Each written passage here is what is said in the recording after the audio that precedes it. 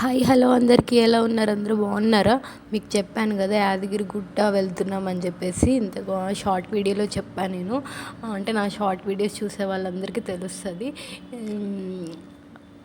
Already చెప్పాను నేను, అంటే ఎలా వెళ్తున్నాం ఏంటి అని చెప్పేసి చెప్తాను చెప్పాను కదా. మీరు హైదరాబాద్లో ఎక్కడున్నా సరే ఉప్పల్ రండి. ఉప్పల్ నుంచి డైరెక్ట్ బస్సెస్ ఉంటాయి యాదగిరి గుట్టకి. మీరు హైదరాబాద్లో ఎక్కడున్నా ఉప్పల్ నుంచి డైరెక్ట్ బస్సెస్ ఉంటాయి. బస్సెస్ అయితే సేఫ్టీ కదా, అందుకని చెప్పేసి బస్సెస్లో ట్రావెల్ చేయండి. కారు ఉంటే కారు కూడా అవైలబిలిటీ, అంటే డైరెక్ట్ వెళ్ళొచ్చు. సో మేము బస్సులో ట్రావెల్ చేసాము. డైరెక్ట్ బస్సెస్ ఉంటాయి. మేము ఉప్పల్ వరకు వచ్చాము. ఉప్పల్ నుంచి యాదగిరిగుట్టకి బస్సు ఉంటుంది. బస్సులో ట్రావెల్ చేసాం మేము. నేను చెప్పాను కదా తను నా బెస్ట్ ఫ్రెండ్ అని చెప్పేసి. మాకు జర్నీ అయితే 3 hours పట్టింది. మేము కేపీహెచ్పి నుంచి వచ్చాము. కేపీహెచ్పి టు ఉప్పల్ 1.5 hour పట్టింది. ఉప్పల్ నుంచి యాదగిరిగుట్ట 1.5 hour, మొత్తం 3 hours పట్టింది. ఎట్టకేలకు మేము వచ్చేసాము యాదగిరిగుట్ట. చూస్తున్నారు కదా అక్కడ, అదే యాదగిరిగుట్ట. అసలు మేమేం చేసామంటే పెద్ద పొరపాటు చేసాము. మాకు తెలీదు, ఫస్ట్ టైం వెళ్ళాం మేము.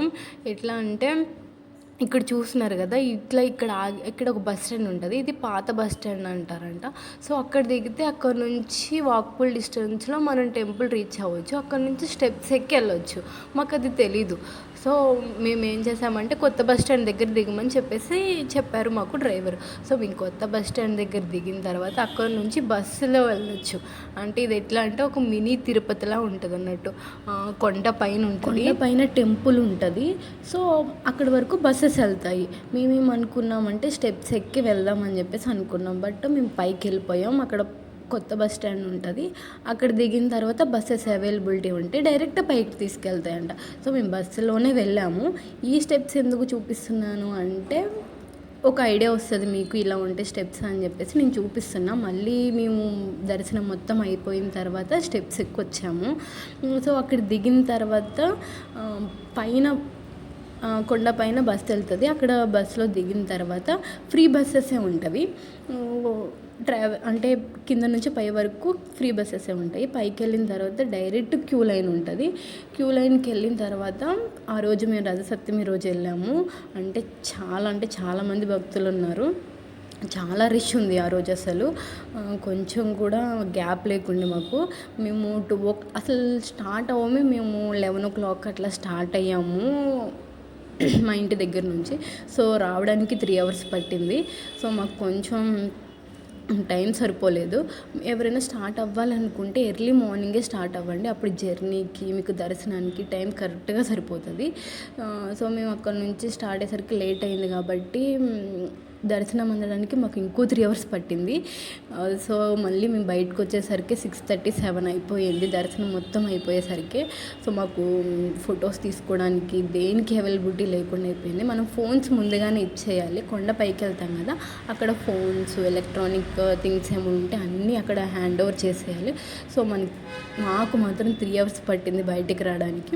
6:30కి బయటకు వచ్చాము. ఫోన్స్ ఏమో కింద ఉండిపోయినాయి. సో మళ్ళీ మేము కిందకి వెళ్ళి పైకి వచ్చి ఫొటోస్, వీడియోస్ అవన్నీ తీసి మీకు చూపిస్తున్నా ఇప్పుడు నేను. మేము ఎంత కష్టపడ్డామంటే చాలా కష్టపడ్డాం. అంటే ఫస్ట్ టైం వెళ్ళాం కాబట్టి మాకు తెలియలేదు. సో అందుకనే మీరు మాత్రం చూసుకోండి. ఇక్కడ చూడండి నామం ఎంత బాగుందో. అసలు టెంపుల్ అయితే చాలా బాగుంది. మీరు కూడా విజిట్ చేయండి. ఎంత పీస్ఫుల్గా ఉండిద్ది.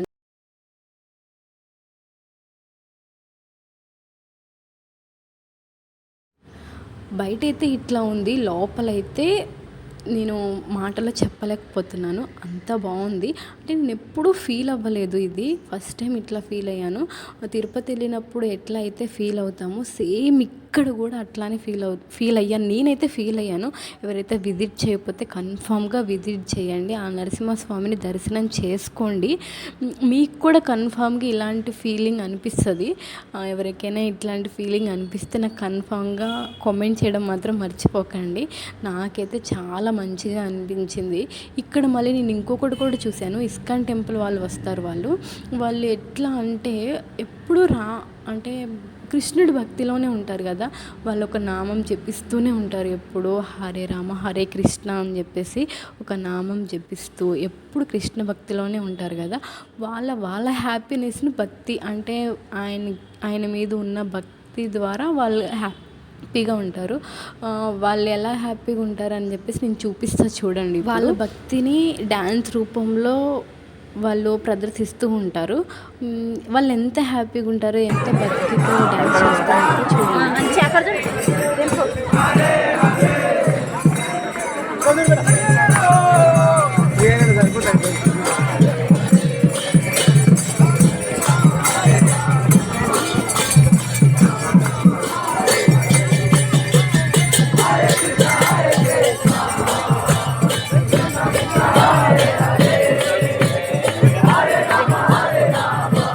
చూసారు కదా వాళ్ళు ఎంత హ్యాపీగా డ్యాన్స్ చేస్తున్నారు, భక్తిలో లీనమైపోయి మంచిగా డ్యాన్స్ చేస్తున్నారు. చాలా మంచిగా అనిపించింది నాకు ఆ డే అయితే. నెక్స్ట్ అక్కడి నుంచి మేము వచ్చేసాము, కిందకు వచ్చేసి కింద నుంచి ఉప్పల్ బస్సెస్ ఉంటాయి, ఉప్పల్ వరకు ట్రావెల్ చేయాలి బస్సులో.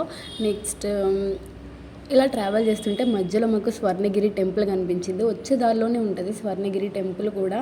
ఎవరైనా మార్నింగ్ వస్తే విజిట్ చేయండి, స్వర్ణగిరి కూడా చాలా బాగుంటుంది. నేను ఆల్రెడీ విజిట్ చేశాను, మీకు ఆ వీడియో కూడా పెడతాను నేను. నెక్స్ట్ అక్కడ నుంచి మేము ఉప్పల్ నుంచి కేపీహెచ్పి మెట్రోలో వెళ్ళాము. అంటే త్వరగా వెళ్ళిపోవచ్చు మెట్రోలో అని చెప్పేసి. చూడండి అప్పటికే మా ఫేసెస్ చాలా డల్గా, నిద్ర వస్తుంది, చాలా లేట్ అయింది కదా, సో అందుకనే మెట్రోలో ట్రావెల్ చేసాము. ఎవరైనా యాదగిరిగుట్ట విజిట్ చేస్తే కామెంట్ చేయండి ఎట్లా ఉంది ఏంటని. అలాగే నా ఛానల్ కూడా సబ్స్క్రైబ్ చేసుకోండి. Thank you.